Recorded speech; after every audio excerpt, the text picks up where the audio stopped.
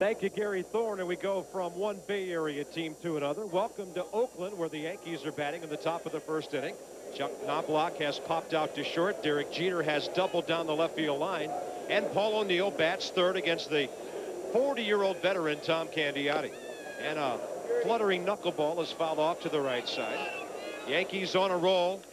And Dave Campbell, Tom Candiotti, 6-13 on the year with that ERA of just over 5 runs a game. Well, he's looking to stem the tide of an onslaught by the Yankees. They have scored 34 runs in the first 3 games of this series, and Art Howe doesn't have too many bullpen options, so he needs a big outing out of the knuckleballer tonight. Paul O'Neill with a count of no balls and 1 strike. A check of second base and a knuckler. This one is fouled off to the left side. Paul O'Neill batting at .316. Just out of the top 10 in the American League. But even George Steinbrenner considers Paul O'Neill the spiritual leader of this ball club right now. Our warrior is how the Yankee owner refers to this right fielder, who's having a very solid year. If he ever did crack a smile on the field, which he doesn't, he might have done it on that swing. He thought he was right on that pitch, trying to serve it out in the left field, but it just kept dancing away from him. Knuckleballer Steve Sparks in Anaheim last Wednesday. We've got Candiotti here in Oakland this week against the Yankees. And a hustling A.J. Hinch, the rookie catcher, gets outside for that one. 1 ball, 2 strikes. Same with batters. Tough assignment. Of course, that oversized glove that all catchers use against the knuckleballer, that's the maximum size you can have. It's 17.5 inches from the tip of the web to the heel of the hand. That's the biggest you can is allowable under the rules. And usually about as pliable as a first baseman's mitt. Really not a stuffy catcher's mitt at all. He keeps that one out in front of him. 2 balls, 2 strikes. A tough assignment, Dave, for the rookie catcher tonight, because this Oakland ball club has already given up this year about 50 more unearned runs than the Yankees have. Yeah, Candiotti has been the unfortunate victim on the mound for 15 of those. But not only does Hinch try to catch the ball with his glove, but you're going to see him throwing his body all over the place tonight, too. 2 balls, 2 strikes. And O'Neill takes it in the air to left field. It's shallow. Ricky Henderson cruising in, and that's the second out. So both outs recorded on fly balls. Bernie Williams will be next. Number 2 in the league, batting at .346. And the next starting lineup for the Yankees shows Knobloch and O'Neill 0 for 1. Jeter the double. And then after Bernie Williams, Tino Martinez, the red-hot home run bat of Darryl Strawberry. In fact, the grand slam bat of Strawberry with Chad Curtis, Jorge Posada, and Scott Brosius to follow. The Yankees are number 2 in the American League, hitting at .283. 6th in home runs, 2nd in steals to Toronto. A very well-balanced offensive ball club.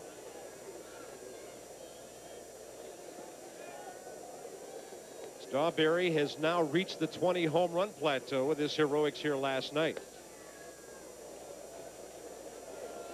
Well, a case of 2 teams going in the opposite direction right now. The Yankees clubhouse today very relaxed, very stern in the Oakland A's clubhouse on the other side of the coin, blowing a 5-1 lead in the 9th inning of the second game of the doubleheader last night. The Yankees coming up with 9 runs in the 9th, highlighted by the Strawberry slam. Easy steal of third in there. Head first is Derek Jeter. And that'll be his 22nd of the year in 27 attempts.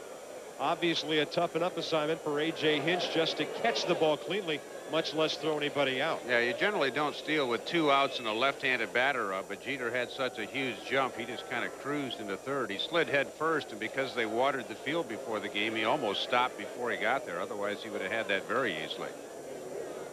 1 ball, 1 strike to Bernie Williams.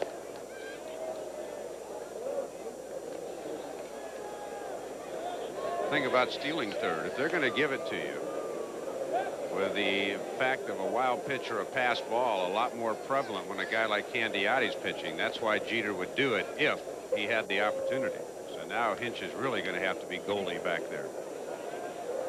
2-1 pitch and another pop-up.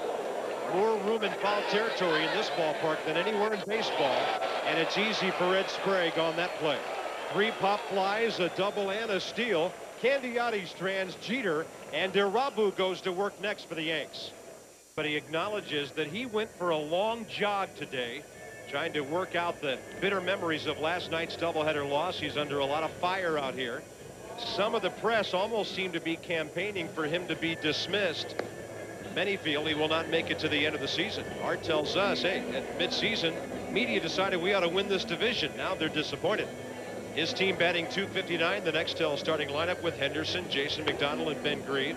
Matt Stairs, Zed Sprague, and Mike Blowers, and then Miguel Tejada, the young shortstop, Rafael Bornegal, and the rookie catcher A.J. Hinch. Stairs, the story of this offense, along with Ben Grieve, the rookie all-star. Hideki Irabu makes his 20th start of the night. Got off to a brilliant start this year. He's been a little ragged lately, 16 homers in his last 52 innings. The key for him will be getting the slow curveball over for strike one and how he has control and command of his split finger pitch. If he has to rely on the fastball, he's prone to giving up the long one. Ricky Henderson's average on the downswing a bit, batting at only .224. Always has the good on base average. So when you're hitting .224 and your on base average is 140 points higher, it at least means he's drawing some walks. Irabu with the fastball, outside corner, down around the knees. 1 ball, 1 strike. Irabu struggled his first season in the major leagues, turned it around with a brilliant first half, and now he's trying to get on track in the second half. There's the breaking ball. He's had a hard time getting that ball over lately. If he has to rely on his fastball, he gives up a lot of home runs, Dave, and that's been his recent trend. 2-1 pitch. There's the fastball running to the inside half. Well, Ricky with 84 walks, leading the American League in that category. That's allowed him to get on base enough to also lead in stolen bases at age 39. 46 steals out of 56 attempts, but the biggest thing to him is throw strikes. His bat is not as quick as it used to be, but if he can walk, the legs are still as deadly. 2-2 pitch. Got him on a pitch down and away. Irabu with his 85th strikeout. He's walked 52 men this year in 120 innings. Well, despite the fact the Yankees made 4 errors in the first game last night, they are still a very solid defensive team. The Yankees, Brocious at third, Chuck Knobloch at second, Tino Martinez, Bernie Williams back in center field, Chad Curtis in left. Very solid defensive outfield, and Jorge Posada has thrown out 46% of the runners so far this year. Young center fielder Jason McDonald is next, right in front of Posada, who's really done an outstanding job defensively and for a young catcher handling this Yankee staff. Joe Girardi has helped him on a daily basis. And there's the breaking ball that stays way outside. 1 ball, 1 strike. Jason McDonald coming off that nasty collision he had with Ricky Henderson back in May. Suffered a concussion as his head ran into the knee of Ricky Henderson in one of the worst outfield collisions some players in this ballpark had ever seen. Didn't make it back until the second game of the doubleheader last night, so he was out for a lengthy period, well over 2 months. Fastball jammed him. Out to left center. Ball hit shallow, and covering the ground is Chad Curtis. Bernie Williams broke back a little bit, had a hard time getting there, and the first 2 retired by Irabu. Bernie having a little chat out there. He's the obvious captain of the defense in the outfield, but Chad Curtis is a terrific defensive outfielder, as is Paul O'Neill. Bernie Williams won his first Gold Glove last year. Curtis, coming on the angle, yells and makes the catch. Yeah, Curtis only 3 errors this year. Bernie Williams, 1 error all year, and the same for Paul O'Neill in right field. Here's the rookie Ben Grieve, who is really going through his first extended tough time of the year. He's 6 for 34 on this homestand. His average down to .295, the lowest it's been since the first week of May when he was hitting .288. He hits a rope right there, but it's at Derek Jeter. Yankees had Grieve scouted perfectly on that one. A 1-2-3 for Irabu, scoreless after 1 in Oakland.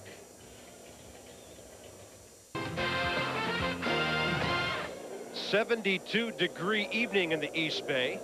Top of the second, Yankees with Tino Martinez, Darryl Strawberry, and Chad Curtis against 40-year-old Tom Candiotti. Tino Martinez, the number 8 RBI man in the American League, with 86.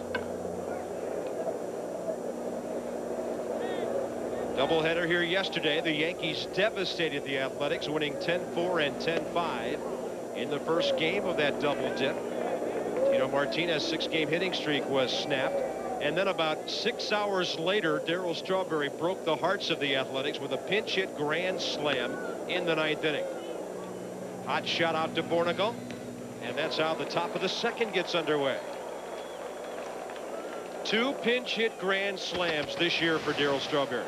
Well, last night's with the A's leading 5-1 in the 9th on an 0-2 pitch after 2 backdoor sliders. He tried to get a fastball in on him. Billy Taylor did, and Darryl tied it up with a grand slam to center field.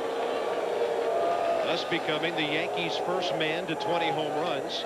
Strawberry on an absolute home run tear on this road trip. 8 homers now in his last 26 at bats.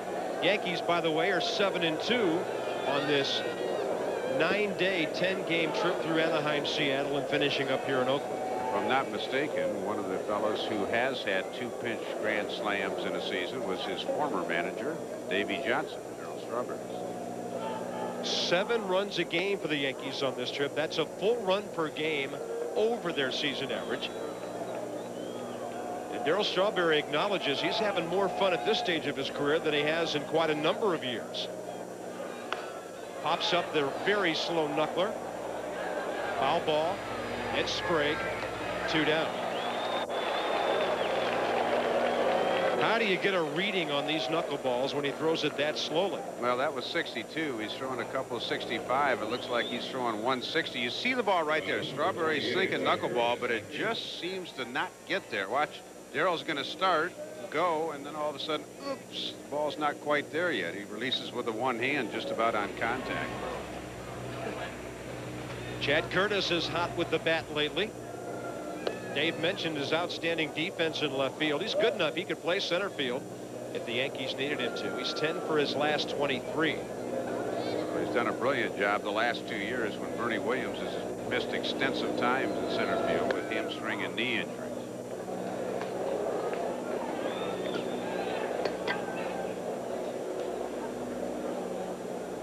He's nearing the 50 RBI mark, and his next homer will put him into double figures. And Dave, that'll be quite a distinction for this ball club when Curtis hits number 10. Well, the Yankees leader is Strawberry at 20, but they've got 7 other guys in the teens, and when Chad Curtis hits number 10, that will be 10 players or 9 players with 10 or more home runs. That'll tie a major league record held by 14 other teams. 1-2 pitch over but low. Topping out at 70 with that one. Derek Jeter has the game's only hit, a 1-out double down the left field line in the first. Chuck Knobloch, a red hot bat lately. He's already equaled his career high in homers, having hit 3 in this series already. Knuckler didn't even register. It was so slow. Chuck can't even stand to watch. He says, bring on the heat. I can't stand this stuff. Yeah, you get in a slump just sitting on the bench watching that pitch. 3-2 pitch. And a pitch diving down and away strikes out the frustrated Chad Curtis. 5 in a row for Candiotti. This should be a very interesting pitch game tonight. Baseball leads off in the bottom of the second for Oakland. No score. Athletics and Yankees, and Matt Stairs batting .325, 6th in the league. All 5'9", 212 of him against Hideki Irabu, who drops that breaking ball right in there. You know that philosophy, swing hard in case you hit it? This is the man, huh? He does not get cheated. He acknowledges that earlier in his career he used to swing softly, just trying to make contact and move the ball around. Got a little more confidence. He admits he has an uppercut swing. And he's been hitting the ball a lot better the last 2 years. He has been rewarded by the Athletics with a new contract. A 2-year, $9 million extension. A very unlikely looking cleanup man. And Irabu buzzes him under the hands with a strike on the inside corner. Stairs was on a great streak. This was 5 games in a row. The home run off Hernandez in the 9th inning, but he did not get one in the doubleheader yesterday, so it stopped. But that tied a club record. And there are no cheap home runs to the gaps in this ballpark. That's a 15-foot wall out there that extends almost out to dead left center, right center. They've reconfigured this ballpark. It's got a few crazy angles since they basically ruined it as a baseball stadium by adding the football bleachers, triple decked out there in center field. But the ball carries much better here than it used to in the days of the Bash brothers. Out to Jeter goes the bouncing ball. And 4 straight now for Irabu starting off this game.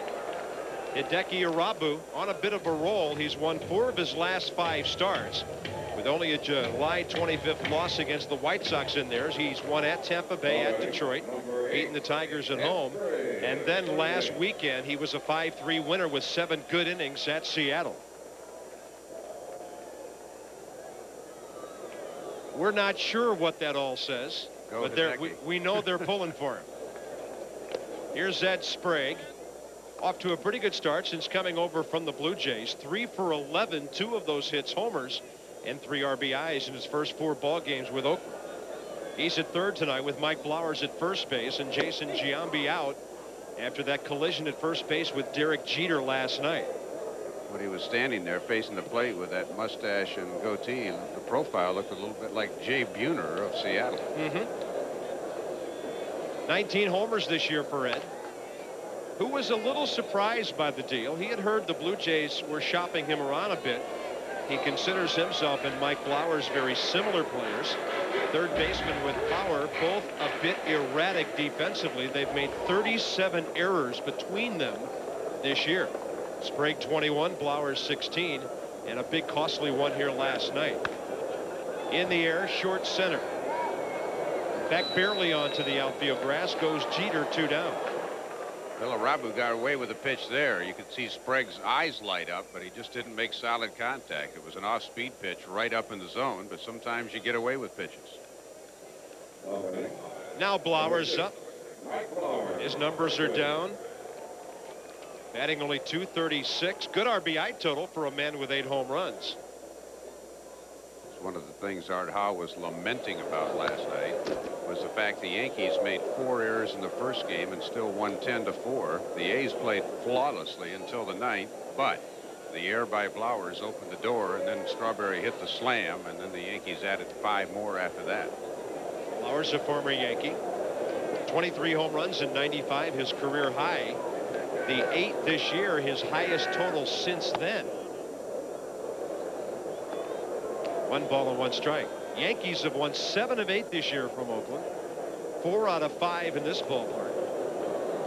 And they're going to win another series no matter what happens in this game. This will make them 31-2-8 since their opening season sweep at Anaheim when the Angels got them 2 in a row. Best home record, best road record in baseball. 22 games over 500 away from Yankee Stadium. Why do I think they probably have the best night, the best day, the best grass, the best AstroTurf? They have everything, the best everything this year.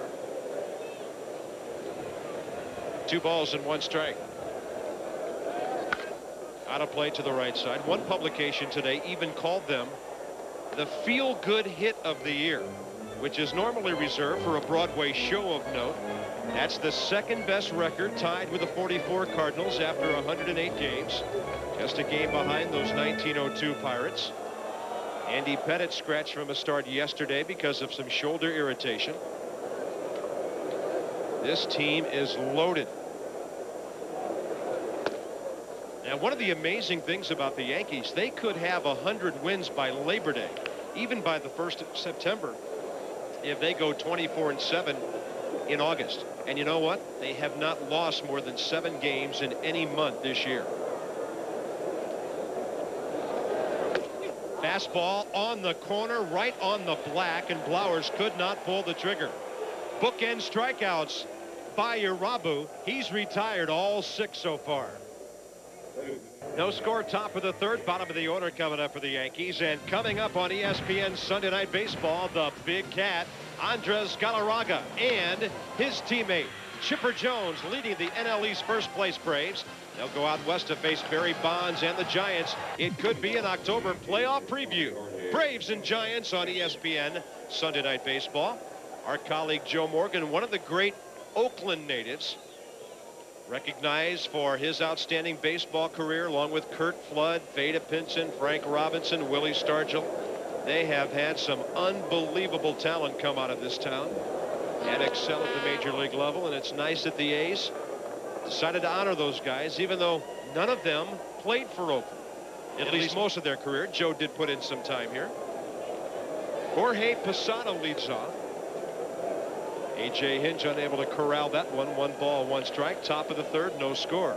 Well, Robinson and Stargell, I believe, signed before the Giants moved west, at least, but a lot of talent in the Bay Area got away from the 2 hometown teams. Foul ball outside first, fielded by Blowers. Big Wilbur and Frank Robinson. I'll tell you, they put up some huge numbers. A couple of members of the 500 home run club. Vada Pinson. That, of course, was a Baltimore Frank Robinson uniform.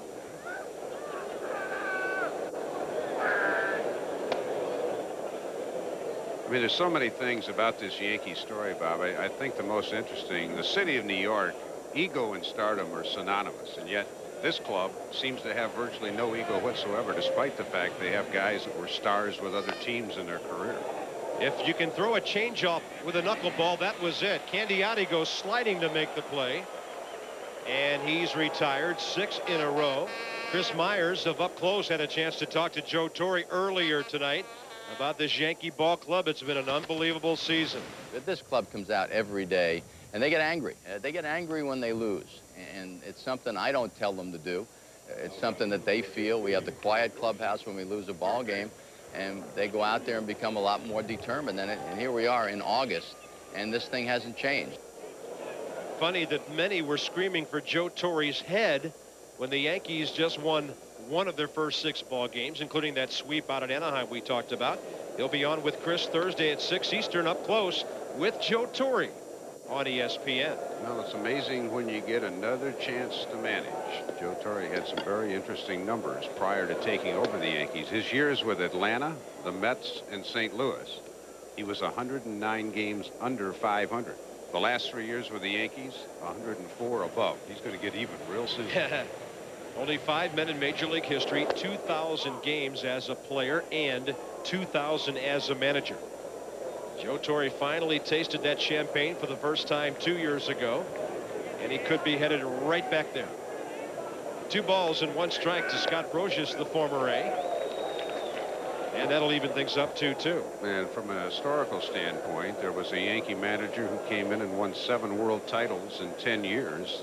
When he took over the Yankees, Casey Stengel was 160 games under 500 as a manager.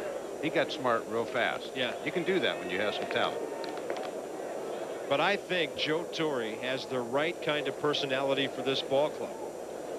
Absolutely. They fit together beautifully. 3-2. Candiotti got a little bit on that pitch and threw it by Scott Brosius. That'll be his 2nd strikeout. We've got quite an early pitching duel shaping up here between Candiotti and Hideki Irabu. It was very obvious from the Paul O'Neill and Bernie Williams at bat in the 1st inning that Candiotti had an extraordinary knuckleball. That time, I think he threw the slider to Brosius. You really can't sit on one pitch. He's going to throw knuckleball 65 to 70% of the time. And he's got a couple of different ones. One around 61 miles an hour, 62, another one a little bit harder. Knuckleball pitchers always have a high pitch count. It's mainly irrelevant. They can stand out there all night. Chuck Knobloch was 4 for 37 going into this series. Then Monday hit a couple of home runs, a career high 5 RBIs. Homered again in game 1 last night. And he's equaled his career high of 13 set 2 years ago with the Twins. He's had 9 homers now since the All-Star break. You know one thing, though, that 251 average is still gnawing at him. I mean, he's hit 300 plus for many years, and all of a sudden the last 2 years has struggled with the stroke a little bit. Pop fly, short left center, Tejada out, McDonald in. One rookie calls off the other, And it's a 1-2-3 for Candiotti in the third. 8 straight for the knuckleballer. Bottom of the order coming up against Irabu. Candiotti has been just about perfect. Tejada, Bornegal, and A.J. Hinch for the A's. Some of their young talent here in the bottom of the third. And Scotty Bowman in the ballpark tonight doing some advanced scouting for the Detroit Tigers, right? Well, he's probably looking at Matt Stairs again, who was a pretty good hockey player before he hurt his knees. Maybe try to convince Stairs to come back and play a little hockey for him. I think Matt Stairs without a mask would look a lot like Gump Worsley if we could get him back in those nets. Bottom of the third, Miguel Tejada, the young shortstop, batting at .239, having some typical rookie growing pains out in the field. He just turned 22 on the 25th of May. 18 errors at shortstop. Occasional power. Kurt Abbott sent to Colorado for cash. That pretty much handed Tejada the job. He made 15 errors in his first 51 ball games, but we've heard that about young shortstops before. Irabu on a little comebacker, now retiring 7 straight.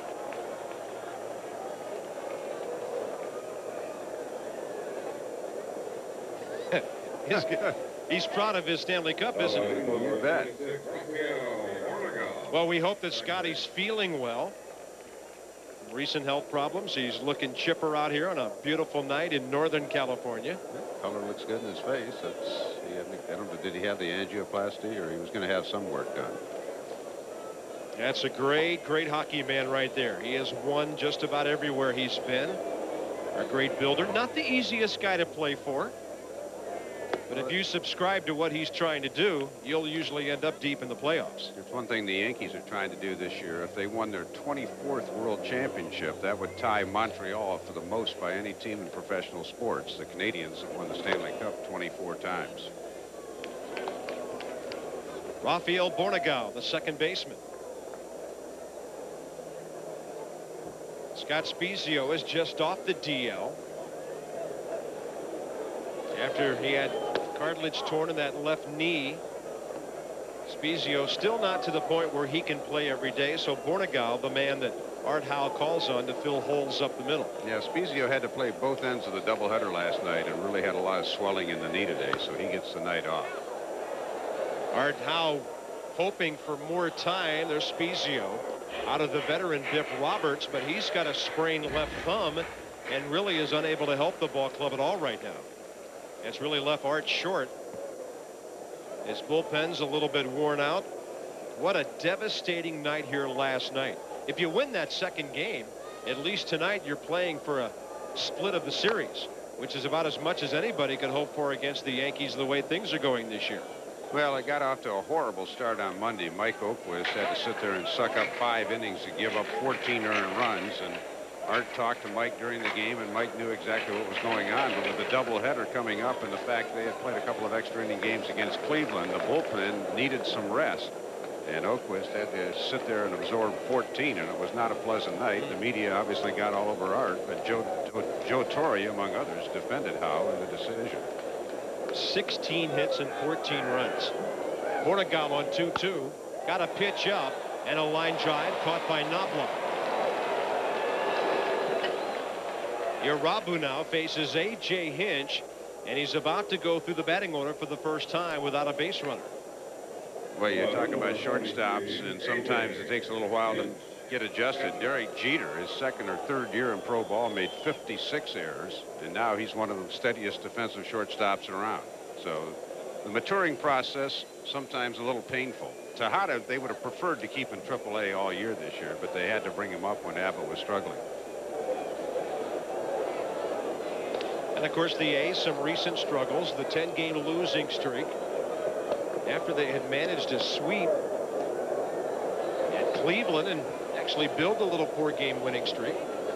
This team started the '98 season with a record of 2-10. Then they played 44-40 baseball over the next 84 games, fooling some of the media here in the East Bay into thinking that they were going to win the American League West. I mean, it's quite obvious that Anaheim and Texas are better ball clubs right now, especially the Rangers, picking up Stottlemyre, Clayton, and Zeal last week. But Art Howe's team gave some false hopes to a few folks. And now he might be the one paying the price for that. When you have a $16 million payroll, you're not going to compete over 162 games. Fastball whistles in at the knees. 1 ball, 2 strikes. I mean, right now the Houston Astros at $40 million are getting the best bang for their buck. Nobody with less of a payroll than that is in contention for a division or a wild card title. I think the reason some of the A's fans got hope is the fact that Texas and Anaheim have both been sliding. But other than Kenny Rogers, the A's haven't had very much pitching. Big breaking ball. A strikeout in every inning for Irabu. 9 straight. And the Yankees, he's on a roll, scoreless with the A's. Top of the 4th, nothing doing in this game, but big doings in the AL West tonight. For that update, let's go to John Buchagras. Think about bottom 9 in Texas. 3-2, the Blue Jays lead. Elizabeth, it's the big one. Juan Gonzalez, the 5th blown save for Myers. Gonzalez, 32nd homer of the year. It's all tied up in Texas. All right, John, and we showed you a moment ago. They are a game up on Anaheim. That's because Troy Percival was a loser this afternoon at home when the Indians beat Anaheim by a score of 6-5. So the Rangers, if they win that game, would go up a game and a half. And many feel that after last Friday's trading activity, the Texas might gradually start to pull away a bit from Anaheim in the AL West. Derek Jeter has the only base hit in this game, a 1-out double 3 innings ago. Candiotti has baffled the Yankees since. Ed Sprague the stop at 3rd, 1 out. 9 straight now for Candiotti, matching that of Irabu.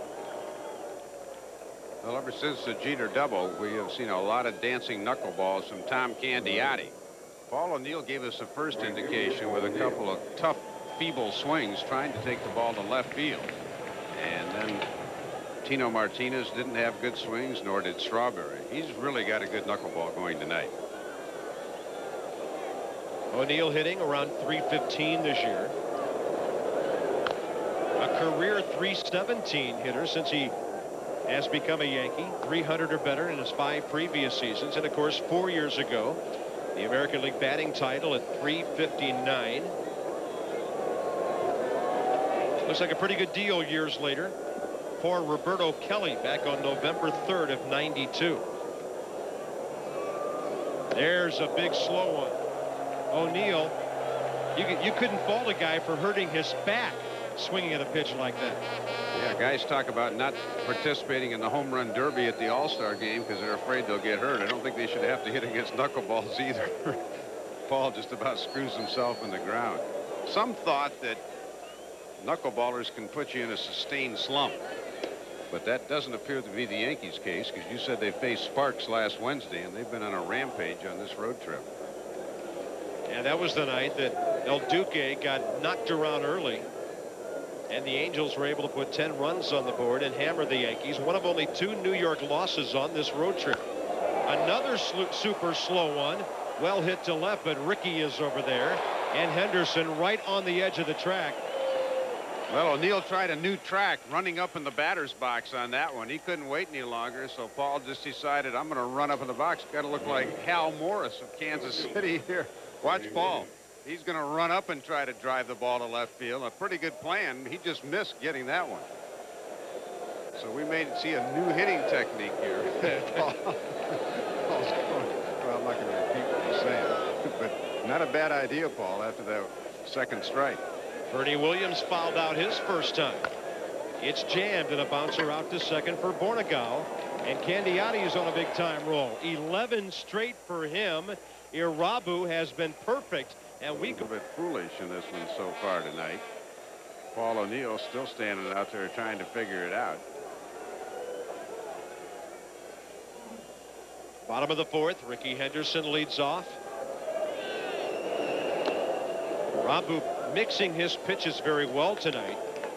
He's actually used his other pitches to set up his fastball. He's at great location with that. Struck out Ricky swinging. Got Flowers looking to end the second. Hinch swinging to end the third. He's got 3 Ks so far. Only 1 ball into the outfield by the A's so far. Jason McDonald, a fly ball to left back in the first. Irabu, a very good pitch count early. 2-0 pitch here. They're going to jam him. Ricky turns on it, down to third for Scott Brosius. 10 straight for Irabu.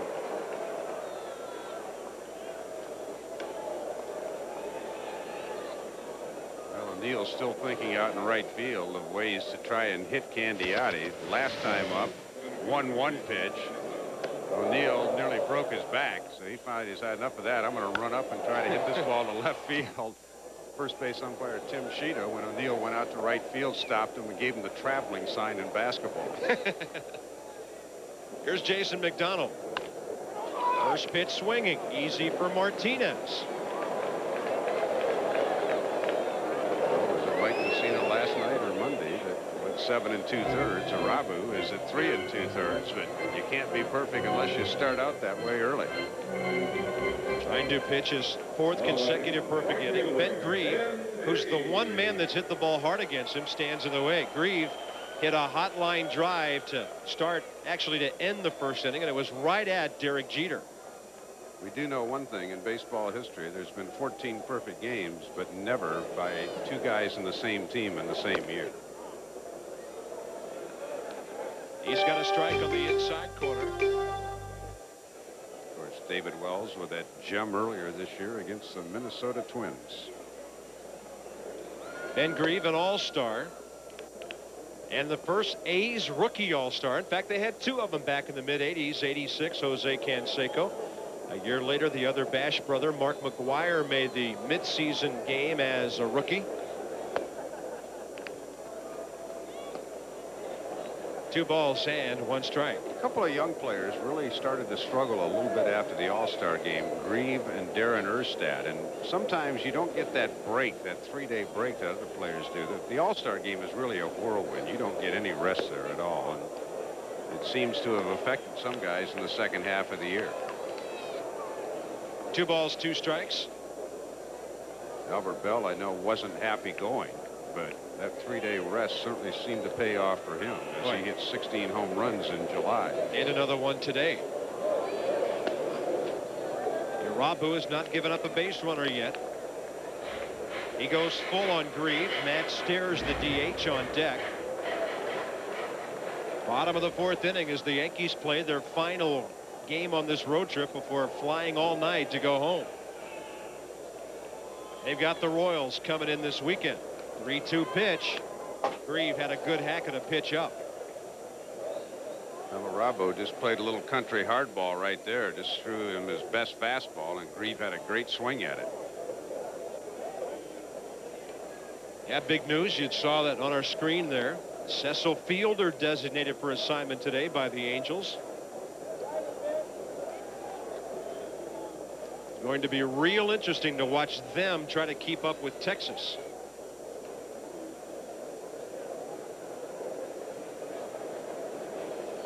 And a 3-2 again to Ben Grieve. That was just off the plate inside. John Shulock, the crew chief, took a long look at it, and Irabu gives up his first base runner with 2 outs here in the 4th. Fastball, and certainly appears in. Posada was set up in the middle of the plate and had to backhand the ball.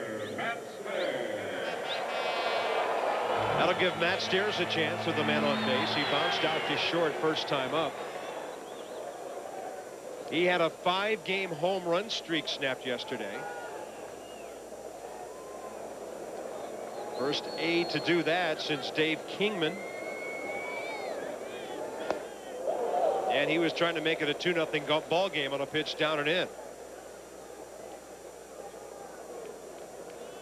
Well, we mentioned Joe Torre in his years with the Braves, the Mets, and the Cardinals, 109 games under 500, and he had to do a lot of managing. Now he says the best thing he can do is stay out of the way, and now he's getting all the plaudits for his managerial ability. But he quite frankly says this team plays the game correctly. And if he has to talk to somebody, he will, but he'll do it in the privacy of his office. And they have had very few problems in New York the last 3 years. But when you're 104 games over 500 over a 3-year period, you're not going to have very many problems.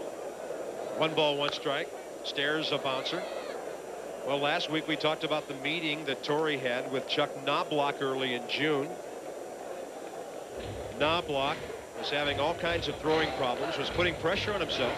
And Joe Torre says, hey, I know what it's like to be traded in a high-profile deal. Torre, of course, went from Atlanta to the Cardinals back in '69 for Orlando Cepeda, who had led St. Louis into 2 consecutive World Series. He knows all about that kind of pressure. 1-2 pitch and a swing and a foul. I'm sure John Buchagras will have some details for us. We will tell you that Texas has won their ball game tonight. Chili Davis is, of course, still rehabbing, coming back from his ankle. He's 4 for 21 in 7 games with the Yankees AA ball club at Norwich, Connecticut. But a big bat about to come back as well. Well, Joe will just have to do some more juggling. It was kind of thought that Darryl Strawberry would get less playing time, but with 6 home runs or 8 home runs in his last 29 at bats, Darryl's making a statement that he wants to stay in there. That's the best streak of his career. He had never had 8 home runs over a 30 at bat period. And of course, Chili Davis gives them the switch hitting power capability, which Strawberry does not. But where do you put him? You put him in left field and take out the great defense of Chad Curtis. Put him at first base. I mean, Tino Martinez is great there. Where will Joe play Darryl Strawberry when Chili Davis is back? We know Chili's only played in the field 8 times in the last 7 years, so that's really not an option. That's a breaking ball that's low and inside. 2 balls, 2 strikes. Ben Grieve aboard with 2 outs here in the bottom of the 4th. Most interesting decision that Joe's going to have in September. I mean, the record, I'm sure, is something the Yankee players want, but Joe's primary responsibility is to have his team rested and healthy for postseason. I mean, everybody to a man says that no matter how many games we win this year, it's nothing if we don't win the World Championship. And a lot of the pitchers will be at that 200 inning plateau. He's got to make sure his bullpen isn't overworked. In 1996, both Tino Martinez and Paul O'Neill got tired late in the season. He's got to make sure they're rested. So I think they'd like to have the record, but their primary goal is a World Championship. 3-2 pitch, runner going, swing and a miss, and Stairs is gone. We're going to check in now at the end of the bottom of the 4th. John Buchagras will check you in on what's going on around baseball. We are scoreless after 4, John. One-hit ball game. We go to the top of the 5th inning. Tino Martinez, Darryl Strawberry, Chad Curtis for the Yankees against Tom Candiotti. He's retired the last 11 New York batters. September 9th, 1965. Let's see, it was Todd Seale's birthday. And Sandy Koufax pitched a perfect game.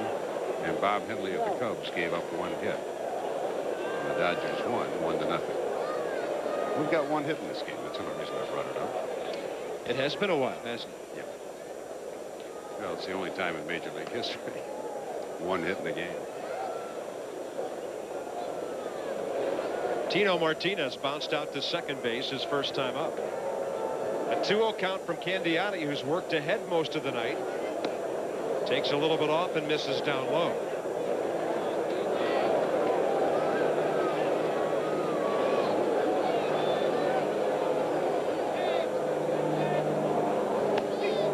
We saw last week, and he was working with a big lead, but every time Steve Sparks tried to sneak a fastball by the Yankees, they hit a home run. 3 solos in that game. Candiotti delivers one inside to Tino Martinez, and this one is out of here. That's number 18 for Martinez, his 87th RBI, and the Yankees take the lead. They hit a lot of solo home runs against knuckleball pitchers. Well, they're known as the Bronx Bombers, but quite frankly, they have won this year with pitching, great fundamentals, and timely hitting. But on this road trip, they are starting to flex the muscles. That's 23 home runs. And Tino Martinez, a knuckleball stayed inside, and Tino didn't miss it. Here's Darryl Strawberry. He was thinking back-to-back, but no way to make contact with that one. Strawberry fouled out to third first time up. Yankees have just hit their 135th home run.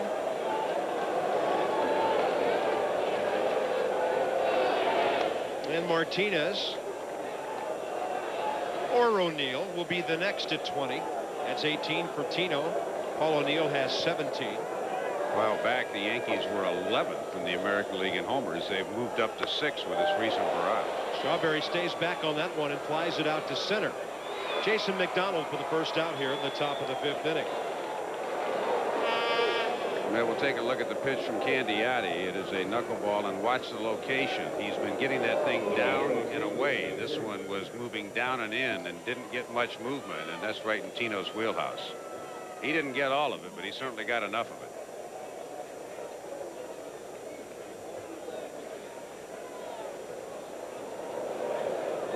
Chad Curtis struck out first time up.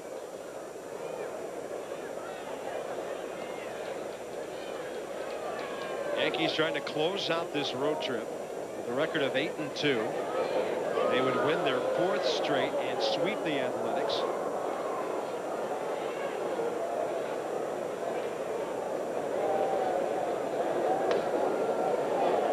Red Sox are idle on this Wednesday of action. Yankees could come home with a 16-game lead, as if that matters anymore. Boston, of course, focusing in on the wild card race. And in the back of the Red Sox mind, those half-dozen games left with Baltimore the last 2 weeks of the season.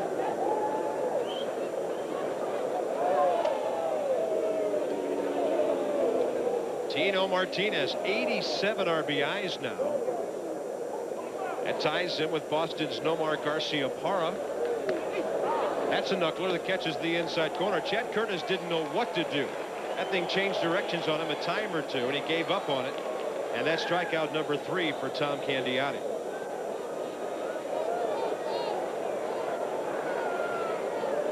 Well, this is the one he's been throwing to the left-handed batters a lot, kind of dancing away from them. It danced into Curtis, but caught the inside corner. Bases empty, 2 outs now for Jorge Posada.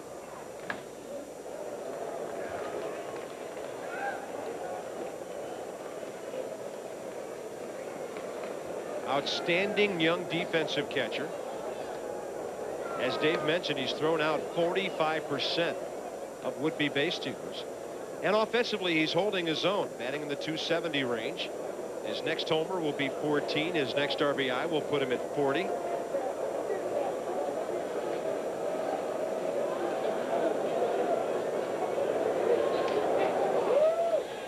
Had a chance to visit with Joe Girardi at the All-Star break. Joe was in doing some promotional work, and I asked him about his relationship with Posada. He said he's just a great young kid. He wants to learn, and Girardi's really been a mentor to him.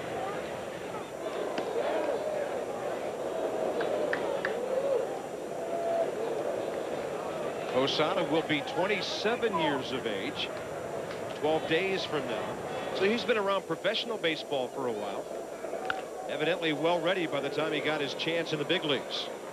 Bornegal throws him out. Yankees go 1-2-3 after the Tino Martinez home run. So we're halfway through, low scoring game, and Tino's got the game's only run with home run number 18. Ball game right now, 1-0 Yankees, bottom of the 5th inning. Hideki Irabu, only 1 walk given up through 4. He has fanned 4. And he'll face Ed Sprague, Mike Flowers, and Miguel Tejada. Hit him. Fastball up and in. Athletics get their leadoff man on for the first time tonight. Nothing new for Sprague. He's annually amongst the league leaders, along with Chuck Knobloch, in being hit by the pitch. Mike Flowers. Irabu trying to come in, and Sprague knows how to turn. That's the proper way to avoid the ball. Instead of getting it on the elbow, you kind of take it off the back of the tricep, and that doesn't hurt nearly as much. Flowers struck out looking first time up.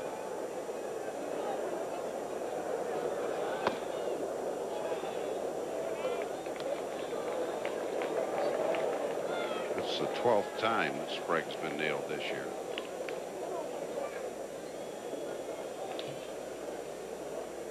Chuck Knobloch 14. Sal Fasano 13, the American League leaders.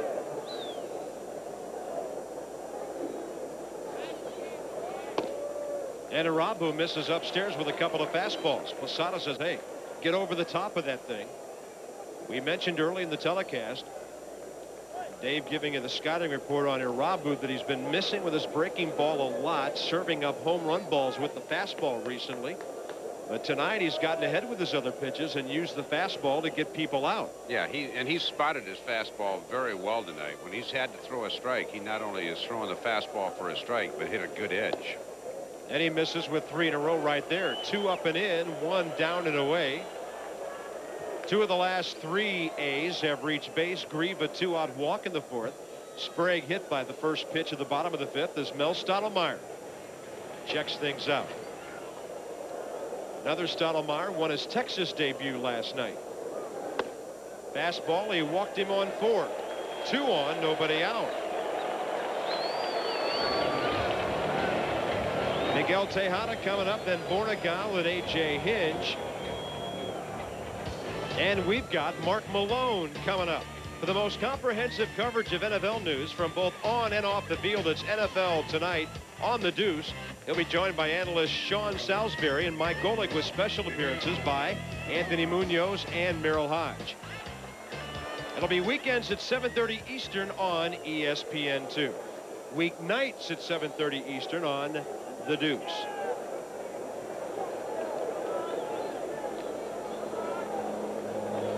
Tejada, bunting situation, breaking ball misses. This is one of those Hamlet situations, to bunt or not to bunt. You got Bornegal and Hinch, neither one of them hitting over 235 on deck.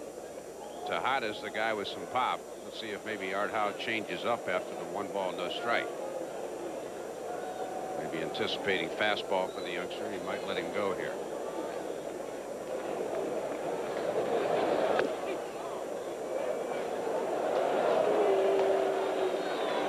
Nonchalant call by John Shulak, but the count evens out at 1-1.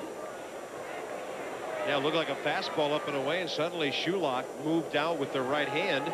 Scoreboard had 2-0. Now it's 1 ball, 1 strike on Tejada. Well, and a bat like this could influence the eventual outcome of this ball game, the way the scoring has been low so far. Bouncer off the plate. Irabu only a play to first. Got him by a step, with Knobloch receiving the throw, and the A's move up both base runners. Excellent work by everybody on that one. Nice bunt by Tejada, makes Irabu field it after it bounced off the plate, and then Irabu was poised, took his time, didn't rush anything. You see that ball bouncing high after it hit the plate, but Irabu's going to come off, poise, makes the play, takes his time, and gets the ball to Knobloch with a perfect strike. But Tejada moves him into scoring position. Next up, Rafael Bornegal. Good execution by the rookie right there. Bornegal, 18 RBIs. Infield plays back, line drive right field, base hit, ties the game. Flowers will stop at third. So a hit, that, or a walk, a sacrifice, and Bornegal gets the A's first base hit of the game to tie things up. Rafael with that little inside-out stroke hit a liner to Knobloch his first time up. This time gets it over. Tejada gets congratulations, as does Sprague. So basically the A's manufacture a run with the help of Irabu's wildness, hitting a batter, walking a batter, and then Bornegal gets a low fastball with that inside-out stroke and dumps it out in front of Paul O'Neill. And the A's a chance to take the lead now. Still only 1 out. A corner situation for A.J. Hinch. Again, Yankees will play the infield back and take a shot at 2 if they get a ground ball. One area that Irabu has improved on. They ran at will against him last year, but they're only 50% with him on the mound this year. So he's going to make sure Bornegal checks in. And Rafael Bornegal, a part-time player, but he is 6 out of 7 in stolen base attempts. And you saw the numbers on Irabu against base stealers. If he gives Posada a chance, the Yankees have a good shot at retiring somebody at second base. Well, I don't look for Bornegal on a straight steal here, but if the count got favorable, Howe might start the runner to try to keep out of the double play and steal a run that way. Right field line, backing up Paul O'Neill. It'll be deep enough to give Oakland the lead. Tagging his Flowers. He comes home. 2-1 Athletics. So the bottom of the batting order with Bornegal and Hinch both deliver RBIs. Well, the A's have been overwhelmed by the Yankees in this series so far, but they give the Yankees a little dose of their own medicine, executing perfectly, getting 2 aboard, the sacrifice bunt, and then a base hit and a sacrifice fly. So they take advantage of their first chance of the night as Hinch delivers a fly ball to right field. O'Neill has a great arm, but he was not going to throw out the runner on that fly. Top of the order, Ricky Henderson now. Well, you know what they say about leadoff walks. There was a leadoff hit batter, then a walk to follow, and both have come around to score here in the bottom of the 5th. Athletics looking for a little self-respect in this series. Their self-esteem probably at a season low after their 9th inning Game 2 disaster last night. Fastball runs to the inside corner. Ricky takes a look back at John Shulock. Count evens, 1 ball, 1 strike. Ricky trying to snap out of an 0 for 20. That's his longest drought of the year. Still a relative bargain for Art Howe, and Sandy Alderson and the A's, Billy Beane, the GM, at $1.1 million this year. Ricky's had a good time working with the kids. He came to spring training with a good attitude. They said he was one of the first guys on the field all throughout the spring. And he's talking about coming back either here or somewhere else in 1999. Really has taken Tejada under his wing and just tried to talk to the youngster about learning the ropes of playing Major League Baseball. How about Ricky Henderson all-time steals? 339 more than second place Lou Brock. In fact, we've got two of the top 5 all-time base stealers in the ballpark tonight. The other is wearing Yankee navy with gray, and that's Tim Raines with 802.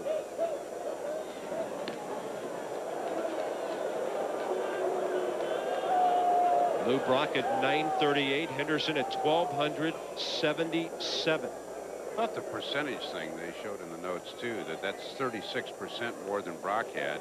The only higher statistic is Nolan Ryan's strikeouts ahead of the number 2 guy, Steve Carlton, by 38%. But of course Ryan's retired and Ricky hasn't, so he might be able to lengthen that.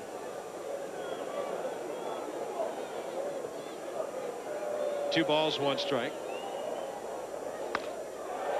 Out to right center. Ball falling. O'Neill yields to Bernie Williams.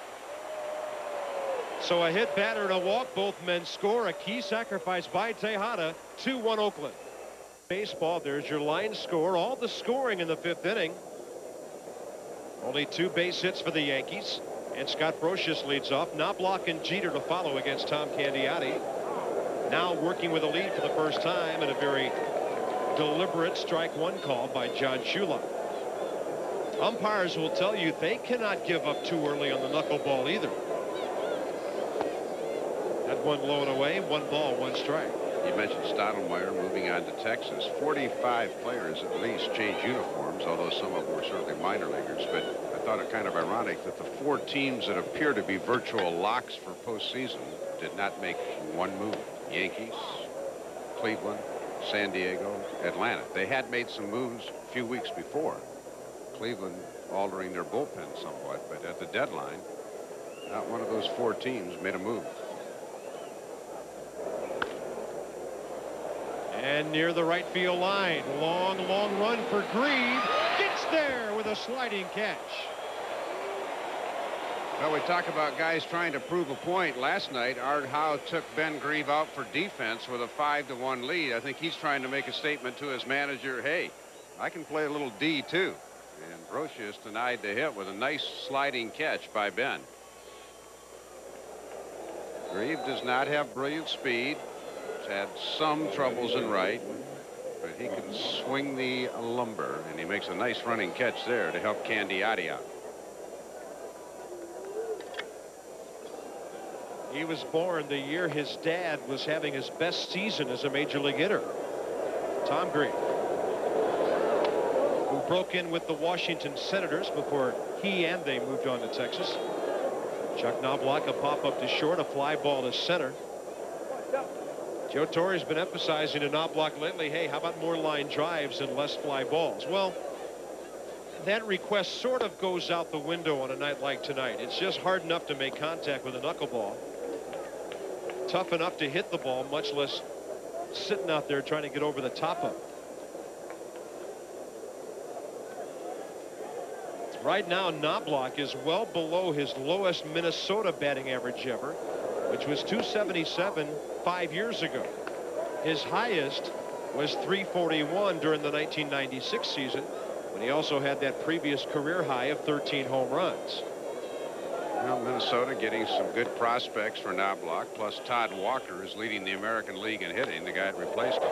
There's a drive to center. Going back, McDonald, he's got it for the second out. Boy, McDonald got an absolutely terrific jump on that ball. He was in full gear when that ball was hit. And that's often the difference between catching up with the ball and just not quite getting there. Take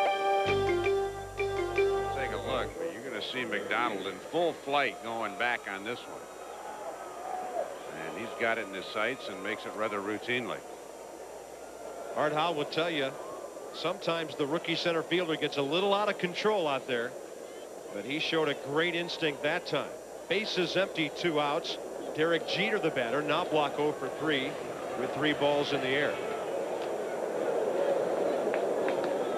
Well, I mean, I'm probably a little jaded with this thought because I know Art Howe personally. I just think the world of him. But he was brought in here to have patience with the young players. And this is a franchise on the verge of turning it around. It'd be nice that if he could see it through to, you know, have it turn around. I mean, they've got some great young players. They got a kid in Double-A named Eric Chavez who may have gone to Triple-A already. Spezio's a good young player. Giambi, Grieve, McDonald, the catcher Hinch is going to be a good player. I mean, this is a franchise on the verge. They got to get some pitching though.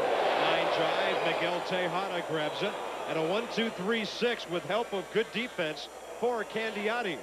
2-1 Oakland. Bottom of the 6th inning, Jason McDonald just back off the DL recently. Ben Grieve and Matt Stairs, and there was a scary moment back in May when McDonald's and Ricky Henderson went at it out in the outfield. Well, the ball hit by Harold Baines, and just watch McDonald, the head colliding with Ricky's rock-hard legs, and he had a very severe concussion. Well, you look at that replay and you wonder how Ricky Henderson ended up not busting up his knee.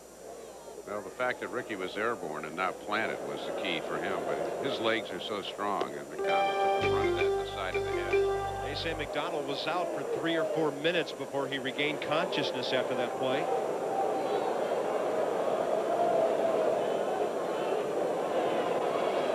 Oh for 2 tonight with a fly to left and a ground ball to first.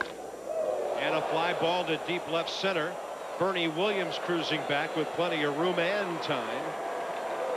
And 3 straight now for Irabu after the Bornegal base hit that tied the game. Hitters starting to have a little better swing. 2 balls hit well in the top of the inning by Knobloch and then Jeter. And that ball by McDonald was struck pretty well. Ben Grieve has already set an Oakland record for doubles by a rookie. That was last Friday when he hit his 30th. He also has a couple of triples and 14 home runs to go with it. And Irabu with that splitter missing down low.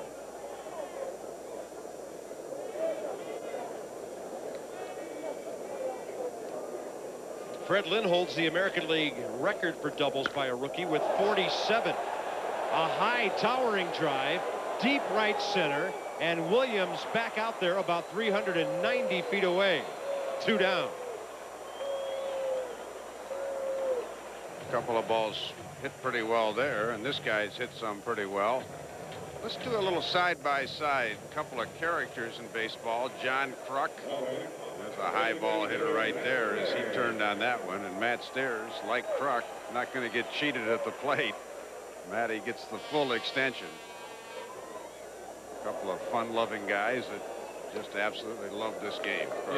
You know, if you switch uniforms and watch from center field, you wouldn't be able to tell a difference. Maybe the goatee would be the giveaway. Kruk was maybe a little taller. You talk about good hitters. Tony Gwynn is not exactly a physical specimen out there. He's just a hitting machine. Yeah, by the way, don't blink twice, but Tony Gwynn has gone from 304 to about 325 in a week and a half. He's back in the National League bat race. Yep. Padres playing at home tonight against the Phillies. Quite a matchup there. Schilling and Kevin Brown. And right now a 3-0 Kevin Brown lead in the 5th inning. Matt Stairs with a ground ball to short, a swinging strikeout. He's 0 for 2. Like Tony Gwynn, came into this game at 325. This one is out of play. Even this ballpark can't hold that one. Quite a story in the offseason. Sports Illustrated about Stairs, and he's gone down to play in Mexico 6 years in a row in a town called Navajoa, and he's worked very closely with the community there. He helps out in a lot of charity endeavors, and he is like the unofficial mayor of Navajoa. And he was asked recently if he was going back again. He said, if they'll have me, I'll go. That's great. He's one of the future building blocks of this ball club with Jason Giambi. Sort of the two guys they're building the ball club around. They've given them both contract extensions. As mentioned, Stairs a 2-year, $9 million deal. Giambi was rewarded earlier this season with a 3-year contract extension that'll take him through the year 2001. 2 balls, 2 strikes. Well hit, but hooked way foul.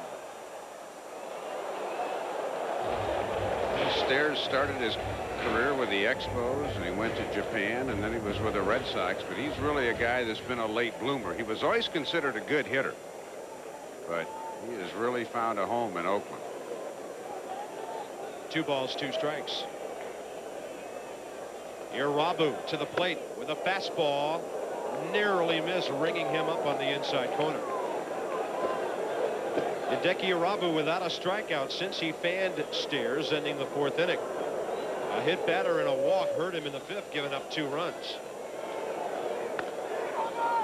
But here in the 6th, he's got a 1-2-3 inning. And we're on to the 7th inning. Big hitters coming up for the Yankees. Paul O'Neill, then Bernie Williams and Tino Martinez. 3-4-5 in a 2-1 game.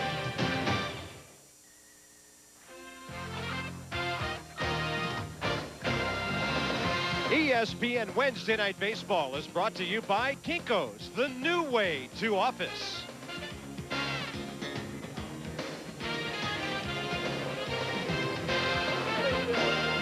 On to the 7th inning we go on a cool evening in the East Bay, Oakland, Alameda County Coliseum. Yankees wrapping up their 10-game road trip. And the Athletics will head on the road. They'll go to Toronto. We'll send you to the British Open. Northern Ireland, the Royal Portrush Golf Club. Last year, Gary Player became the first player to win the championship 3 times at the Senior British. He'll try to make it 4 starting Thursday and Friday at 10 a.m. Eastern on ESPN. And then, of course, coverage continues Saturday with the seniors at 2:30 Eastern, 3 Pacific on ABC, with final round coverage on Sunday. The Senior British Open. Paul O'Neill leads off. Knuckler is up and away. 1 ball, 1 strike. Tom Candiotti against Paul O'Neill, who's flied to left twice. Well, let's see what kind of swing he puts on this time. That was rather unique the last trip up. Oh, he stayed on that ball beautifully. Hard line drive, base hit. Ricky Henderson cuts it off. Paul O'Neill really kept his hands back beautifully on that swing. Well, knuckleballers don't get tired, but the last 3 hitters that have walked up for the Yankees have hit the ball right on the screws. And at this point, Art Howe's got to start thinking about that bullpen. O'Neill's game plan all night has been to go to left field, and if you wonder why he's hit 300 5 years in a row in the American League, he didn't know there was a left field when he played with Cincinnati. He was one of the most deadly pull hitters in the game. But his game plan, don't try to pull this guy, take him the other way, and it finally paid off for him. Next up, cleanup man Bernie Williams is over 2. That one drops in at the knee, strike 1. Bernie Williams, nothing short of fantastic since coming off the DL.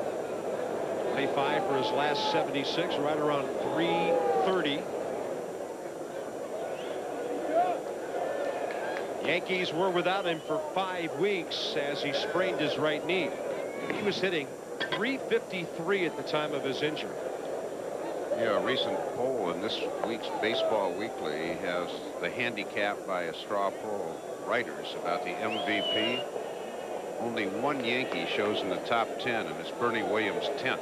Again, that just shows you the balance on this team. Nobody has been an unbelievable star, but everybody has played very well. Ball pulled, base hit.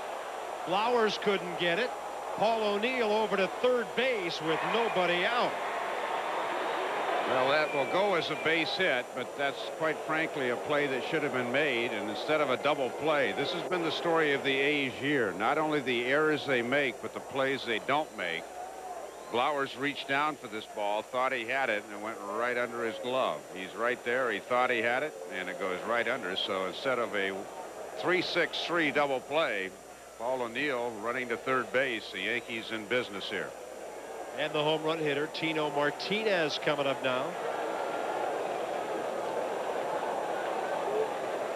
Flowers, a lot of defensive problems at third. Players will tell you the ball will find you no matter where you go when you're having defensive problems. Tino Martinez, a home run last time, gave the Yankees a 1-0 lead. This was a leadoff shot in the 5th inning. That was a knuckleball that came down and in as opposed to going away. Now the tying runs at third base with nobody out here in the 7th. And of course, you get into the late innings against the Yankees. You almost stand around waiting for them to beat you because of how good they've been.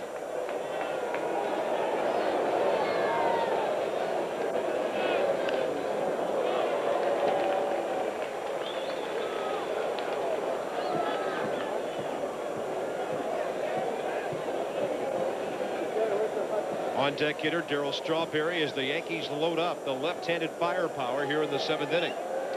No bullpen activity for the A's. Candiotti's got the ball for a while tonight. He retired 18 of the first 20 he faced in the first 6 innings.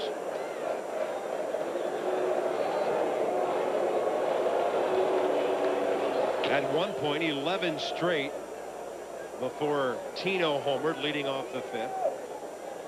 Then he got 6 more before O'Neill singled in this inning. Paul moving to third on the base hit by Bernie Williams. 1-1 pitch. Way upstairs, outside, 2-1. Joe Torre has virtually given his entire team the green light to run this year. But Joe also has a red light. In this situation with Tino up, with Flowers having to hold, it creates a huge hole on the right side. We'll see if Torre starts Bernie Williams. I would think he would not, to give Tino that hole. 2-1 pitch. That ball really diving down, and all Martinez could do would top it. I mean, if Tino hits a medium ground ball to the right side and pulls it, Flowers is not going to be able to get it. Whereas if he were playing back with runners at third and second, he would have a much better chance. You saw the good numbers by Martinez, a real clutch hitter.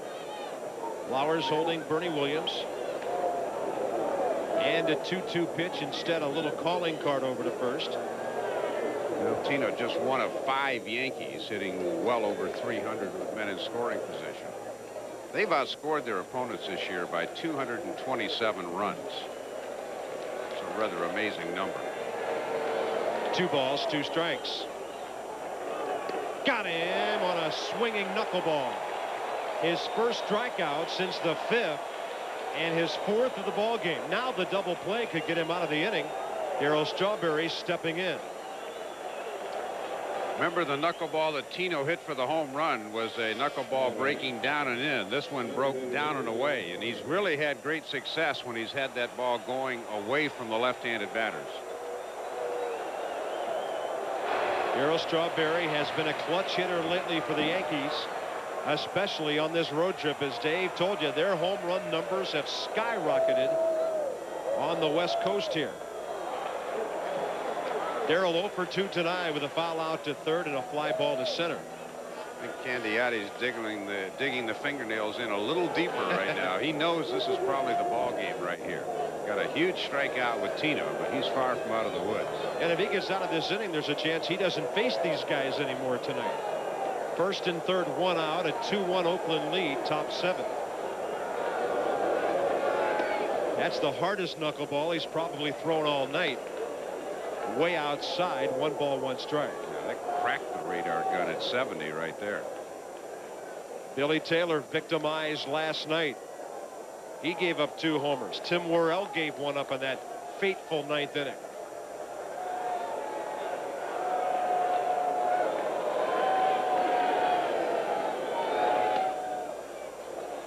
Now the count goes to 2-1.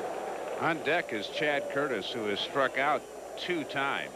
There is a thought by knuckleball pitchers, and Phil Niekro used to express it better than anybody. He said, if I've got a hitter up there I know can do some damage and I get behind him, I am not going to give in to him. I'll make him hit my pitch or try to get the next guy. They think Strawberry will pull the ball if he hits it into the outfield. You saw the huge gap in left center. Way off the line is Ricky Henderson, but way over toward right center is Jason McDonald. Grieve is very deep in right field. 2 balls, 1 strike. Real slow on that one. Darryl Strawberry is a fly ball hitter who seldom grounds into a double play. In fact, only 1 this year in 220 at bats. He might be more apt to top a ball against this pitcher than just about anybody else. Well, let's see what Candiotti does. He's behind 3-1. He does have an open base, but it's second base. It's down low and the bases are loaded. That's Tom Candiotti's first walk of the game. Well, again, when he got behind Darryl, he was going to make Strawberry hit his pitch. He knows that he's struck out Chad Curtis twice. It's not any disrespect for Curtis, but Candiotti just playing the percentages. Strawberry has been red hot with the bat, but now he needs the double play ball or a strikeout. Curtis, no contact tonight. Struck out swinging to end the 2nd, struck out looking for the 2nd out in the 5th. Chad Curtis, 48 RBIs on the year.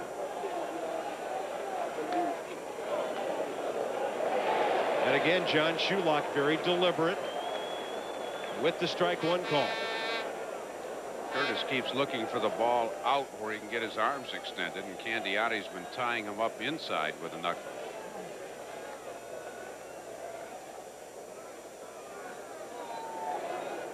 Jeter watching. Yankees hoping to take the lead here in the 7th. Bouncer foul outside 3rd, strike 2. Any pitching coach or manager will tell you, and especially with a veteran pitcher like Candiotti, it's okay to pitch around somebody, but you better get the guy that you're pitching around to get to. Candiotti's got a leg up at 0-2. And really, this is his first long inning. The Yankees struck quickly with a Martinez homer in the 5th. Then he had a 1-2-3-6 with great defense by Grieve and McDonald. Now 2 hits and a walk around to strike out in this inning.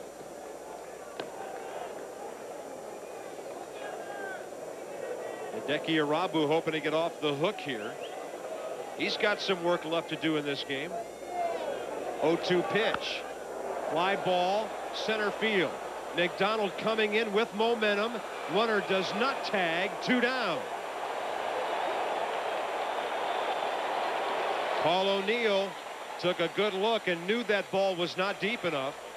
And Art Howe's knuckleballer has a chance to get out of this inning now.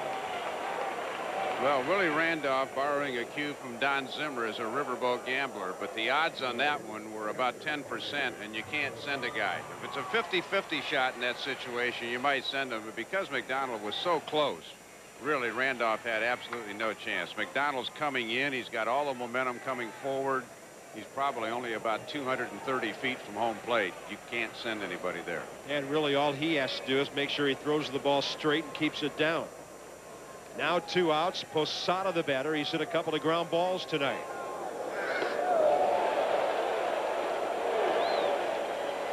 Very good late movement by Candiotti that time.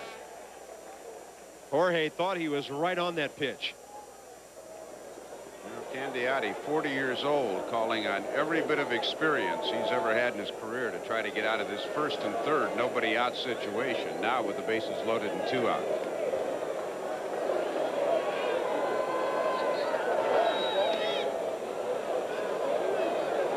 .55 miles an hour.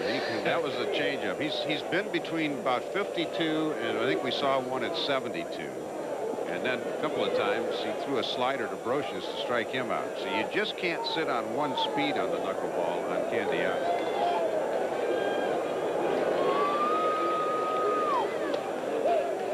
As we were talking about with Steve Sparks down in Anaheim last week, the key for any knuckleballer is to get through the first couple of innings and throw strikes, and then as the night goes on, you start throwing the knuckleball at different speeds. You can keep guys off balance all night long with that thing. Key pitch here at 2-1. He doesn't want to go 3-1. He doesn't, and it's fouled out of play. That'll even things up 2-2.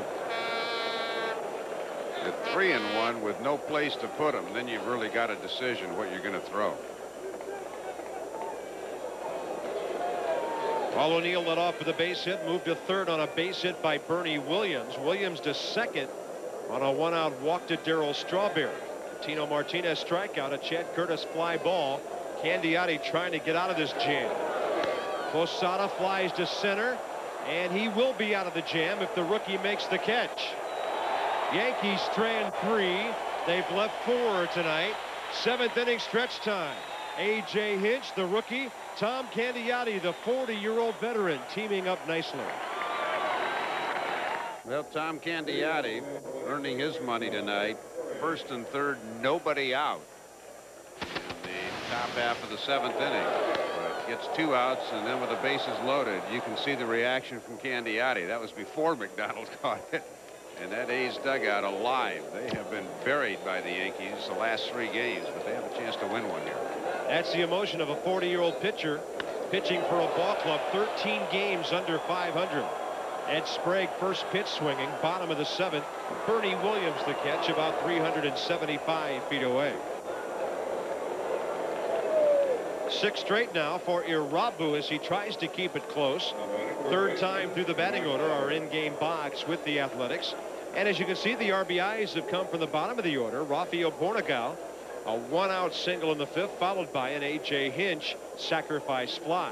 That's basically been it. Might be good for the A's to take a pitch or 2 here. You don't want to have a 4-pitch inning. Candiotti, even though he throws the knuckleball, still would like to be able to catch his breath over on the bench before going back out there. And Blowers did walk last time up.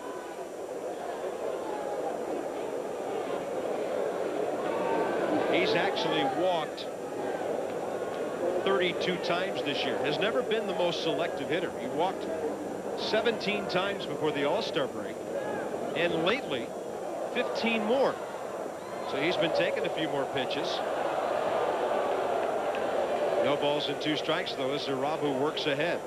Now, Mike was actually playing pretty well in the first half. Dave Magadan went down with a mysterious wrist injury that still continues to keep him on the DL, but then he had an 0 for 27 coming out of the break, and that's when the A's took a good look at Ed Sprague and picked him up. He's playing tonight because Giambi had the concussion last night.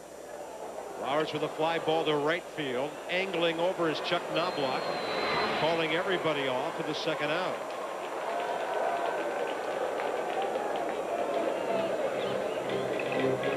Well, Dave Magadan on your right and Giambi on the left. Jason really seeing stars after that collision last night with Derek Jeter. And for Dave Magadan, he was really doing a good job for the A's, DHing, playing part of the time at third, great on-base percentage, but he's had a wrist injury that just have not been able to get healed.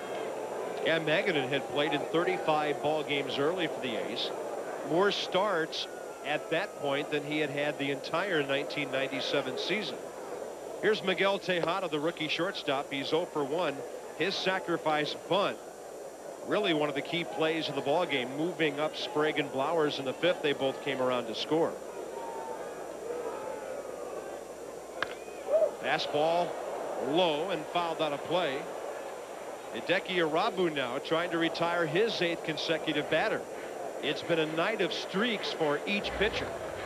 Well, the only time that Irabu allowed a base runner other than the 5th inning was a 2-out walk in the 4th. He hit a batter, allowed a walk, and then he gave up the single to Bornicle.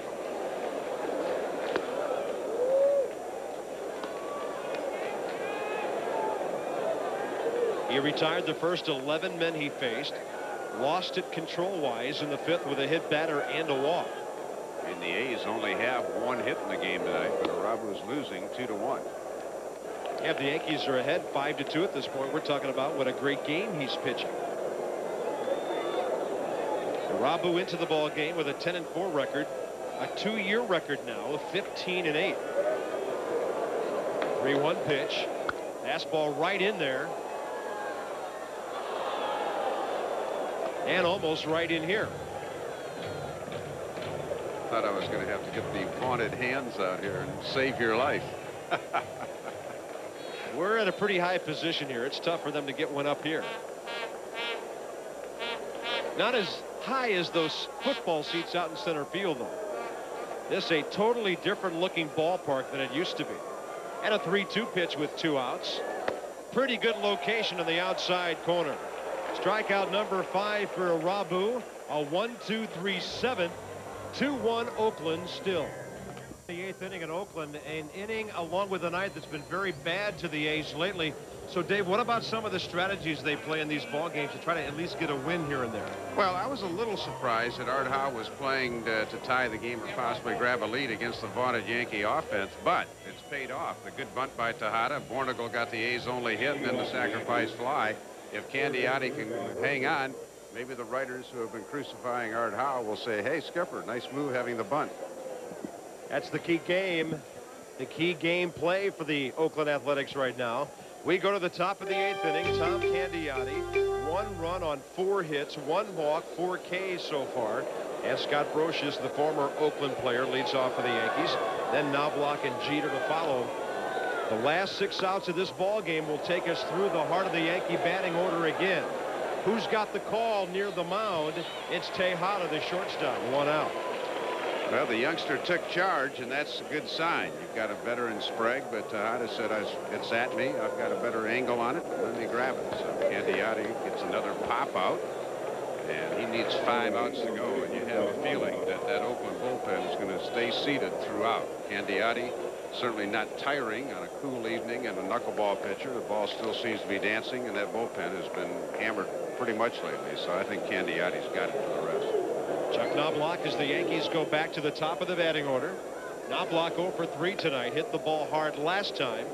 Jason McDonald ran down his drive in center field. Art Howe's team 9-18 since the All-Star break. 18 times in those 27 ball games they've either had the lead or were tied in the 8th inning or later. That's the kind of problems they've had in the bullpen closing out ball games. They have really wasted some very good starting pitching.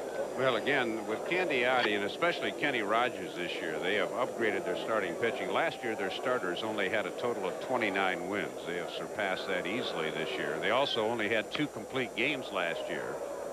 And Candiotti has been in and out. He hasn't pitched terribly well lately, but he may have been just what the doctor ordered for the A's tonight, because he has shut down the Yankees on 4 hits. Tom Candiotti with a record this year of 6 and 13. The ERA over 5. He may be able to get that down under the 5 run per game mark. Fly ball for Ricky Henderson, waving off McDonald, and the Yankees are down to their final 4 outs. Derek Jeter is next. Knobloch 4 fly balls and an 0 for 4 night. He's ready to get back to Yankee Stadium this weekend and see some normal pitching as the Yankees warm up their right-hander. That is Mike Jersenbeck, who they just called up yesterday. Well, they've been doing some shuffling. Mike Buddy, who started one of the 2 games yesterday, went back to Columbus, but with Darren Holmes and Jeff Nelson out, the Yankee management's had to do some shuffling to try to get enough arms in that bullpen. They only have 5 even with Jersenbeck. They also called up Joe Borowski. Yesterday, it was a couple of relievers that started. Mendoza started one and Buddy the other because of the injury to Pettit. Yeah, Borowski called up when Darren Holmes went on the DL Saturday, like Nelson, with a lower back problem. Jeter's probably had the best swings all night at Candiotti. He lined a double in the first inning. He lined out to short and hit a hard ground ball to third. So he's been on the money 3 times. This is a dangerous out right now for Candiotti. That way O'Neill would have to lead off the ninth. 2 balls and 1 strike on that pitch in the dirt. 4th time around the batting order now for the Yankees. Knobloch hitless at the top. Jeter with a double. O'Neill with an opposite field hit. Bernie Williams has a single. The only Yankee run, the leadoff 5th inning homer by Tino Martinez. That'll even the count 2-2.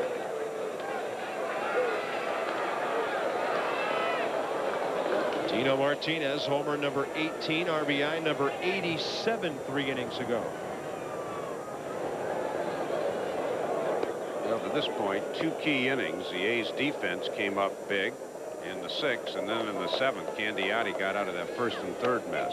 Got him on a called strike 3. Candiotti with 5 strikeouts.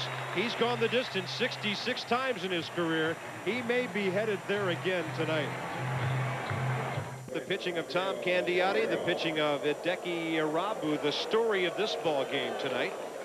And here's our pitching summary brought to you by Sherwin-Williams Paint and Wallpaper Stores. The only thing it doesn't show on there is a hit by a batter, and that's how Irabu began the 5th inning when the A's scored their 2 runs. He's only allowed 1 hit.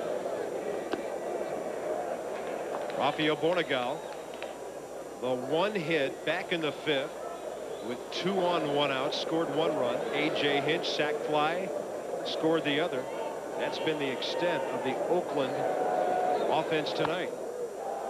Lifted to short center. Now block out. Bernie Williams in, as he should. Calls everybody off for the first out.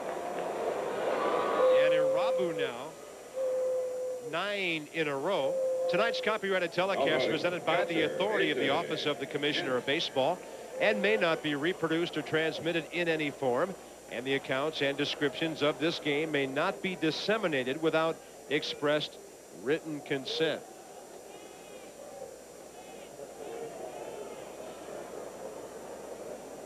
A.J. Hinch, the number 9 batter for Oakland, with Ricky Henderson on deck.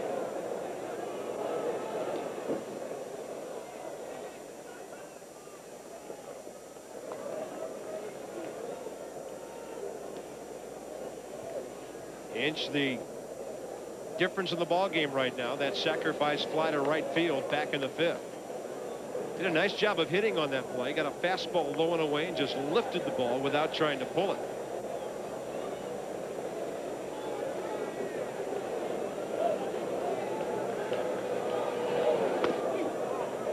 And that breaking ball catches the inside corner. 1 ball, 1 strike. Well, I do believe the decision has been made. Mr. Candiotti has this one to win or lose. There's nobody throwing, nor do I think anybody will, unless the Yankees rally and get ahead. Out to left. Curtis is backing up a little bit. 2 down. And Irabu could finish by retiring the last 11 men, the same number he retired to start the game. Just a reminder, folks, don't go away. It's O'Neill, Williams, Martinez in the 9th, and if anybody gets on, then Strawberry.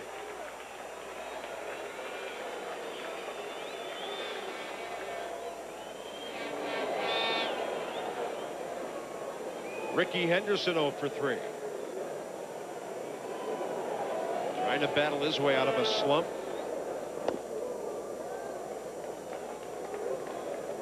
Had a couple of steals last week. One of dozens and dozens and dozens of ball games he's had with more than 1. A lot of nights he's had more than 1 by the time he batted his 2nd time. He has been such a force. At the age of 39, as Dave mentioned, the legs looking very fresh, the bat just a little bit slower. 46 steals this year. He jacks one to left field. Deep and gone. And it'll take him a while to get around the bases on those fresh legs. I guess he didn't like us talking about his slow bat. He whistled that one through the zone, and Candiotti gets a little working margin. Ricky gets around the bases okay. It's those first couple of steps out of the box. Irabu giving up his 20th of the year. That's number 9 for Ricky. RBI number 45, and Torrey's Yankees down by 2 now.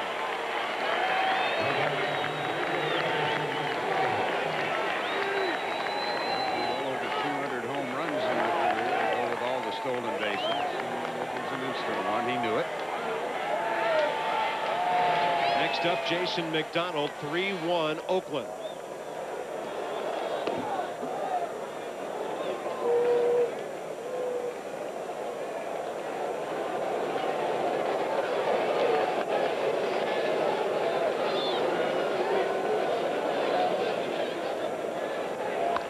This one high in the air.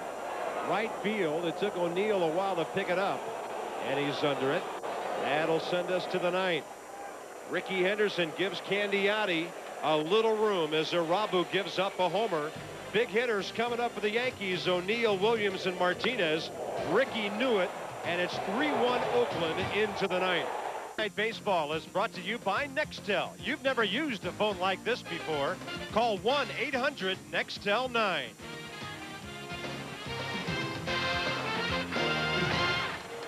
Ricky Henderson gives the Athletics a 2-run lead going into the 9th inning. Lots coming up on SportsCenter next with Rich Eisen and Stuart Scott. A great pitching matchup down in San Diego with Kurt Schilling and Kevin Brown. A breakdown with Ryan Leaf and a rather unusual triple play by the Mets earlier tonight in their 6-4 loss to the Giants here on ESPN. Top of the 9th, Paul O'Neill against Tom Candiotti. Looking for his 2nd complete game of the year. That was an 8-inning loss at New York, 3-1 on April 11th, by the way. Candiotti did go 9 here on April 21st against Minnesota, but that was a 12-inning ball game. The Athletics won 5-4, so 1 complete game this year. He's after the 67th of his major league career. There's a bunt. If it stays fair, it's a hit, and it does go foul, touched by Sprague and the pitcher Candiotti. Last time Candiotti won a complete game, 1996, when he was pitching for the Dodgers against Montreal on May the 15th. So it's been over 2 years since a complete game win, although his last complete game was at Yankee Stadium. That was a loss. 8 hits, 3 runs, 7 walks, and 5 strikeouts in that game. Surprised to see the bullpen up. I think you'll be very surprised if either one of those guys come in before the Yankees at least tie it. That was left-hander Buddy Groom and right-hander Billy Taylor. No balls and 2 strikes on Paul O'Neill, who's tried everything to get a hit tonight. Dancing, going the other way, and now bunting. What will he come up with here on 0-2? Targets away. He's reaching away to get a piece of it. Well, the bunt was actually a brilliant play. He had Sprague playing back at third. The Yankees need a man on base to tie it. And again, O'Neill, a heads-up play. If he gets that thing down, nobody can make a play. Then you've got Williams, Martinez, and Strawberry to take their shots. Well, it must be nice. Even if you lose, you come home 51 games over 500. How about that? 51 over the 500 mark, even if the Yankees settle for a 7-3 road trip. Used to be an old expression in baseball. When you get 10 over, have a little party. A little bigger one at 20, and at 30, pop the champagne. Bouncing ball out to second. Bornegal. 1 out.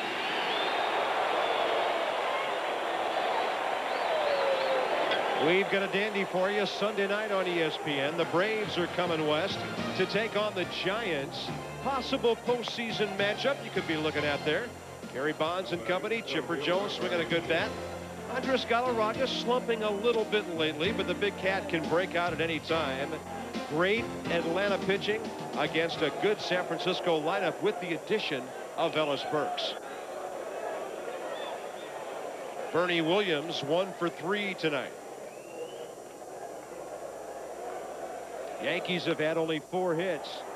Looked like a real changeup and a pop-up for Sprague. 2 down. Tom Candiotti making it look ridiculously easy tonight. And the A's about to salvage the final game of this 4-game series.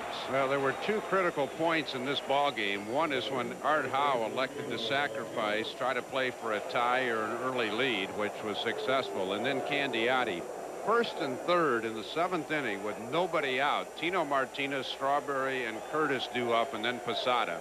And he managed to wriggle off the hook with no runs scored. And that, if he continues on and wins this game, that's right where he won it. Tino Martinez. Best he can do is make it a 1-run game. Yankees led for the only time when he homered leading off the 5th inning.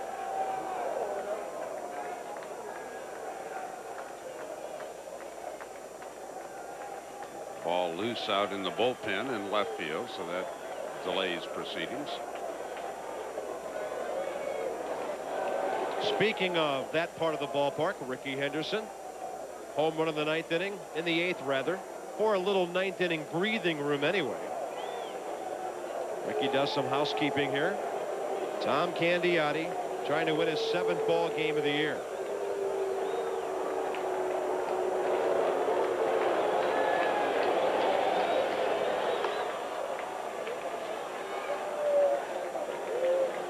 Now it's 2 balls, no strikes. Candiotti certainly does not want to walk Tino Martinez and let Darryl Strawberry tie the game again with a 9th inning homer. So he throws the fastball but misses 3-0. I think Tino was taken all the way there. That's the team concept that the Yankees play. He knows even if he hits a home run, his job is to get on base here. Will they throw him another fastball? Yes, he will.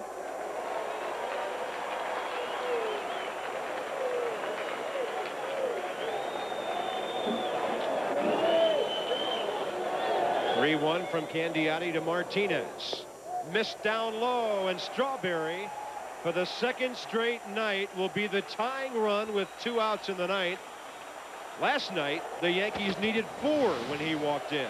Well, it was 5-1 in the 9th, and Billy Taylor served one up 0-2, and Strawberry lost it for his 2nd pinch hit slam of the year.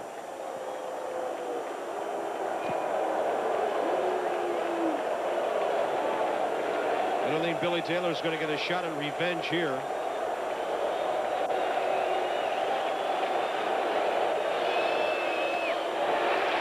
Well, they say if it's high, let it fly. But that ball had some severe late downward movement. Strike 1. See, Blauer's playing well behind Tino. That's the advantage of the 2-run lead. They don't care if Tino steals. He wants to have better range. That's as close as a knuckleball can come to looking like an eephus pitch.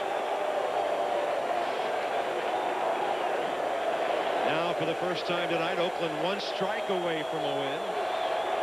0-2 to Strawberry.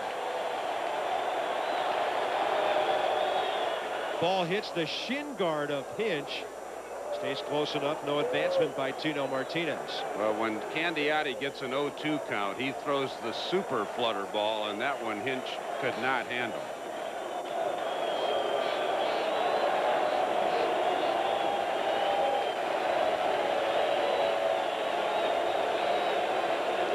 That is it. Tom Candiotti not even going fast enough to be pulled over by the California Highway Patrol tonight, and he pitches a brilliant complete game. That might have been his slowest one of the night, and he had Strawberry way out in front. Boy, was that what the doctor ordered for the A's, because this team was moribund after that doubleheader loss yesterday. But hey, in baseball, you get a chance to do something about it the next day. A brilliant performance by Tom Candiotti. We'll watch the final pitch.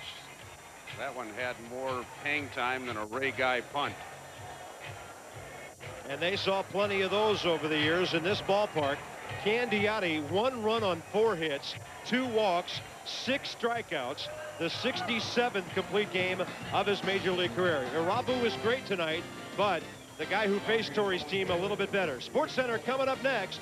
For Dave Campbell, Bob Carpenter, goodbye from Oakland. This has been a presentation of ESPN, the worldwide leader in sports. Candiotti does the job tonight.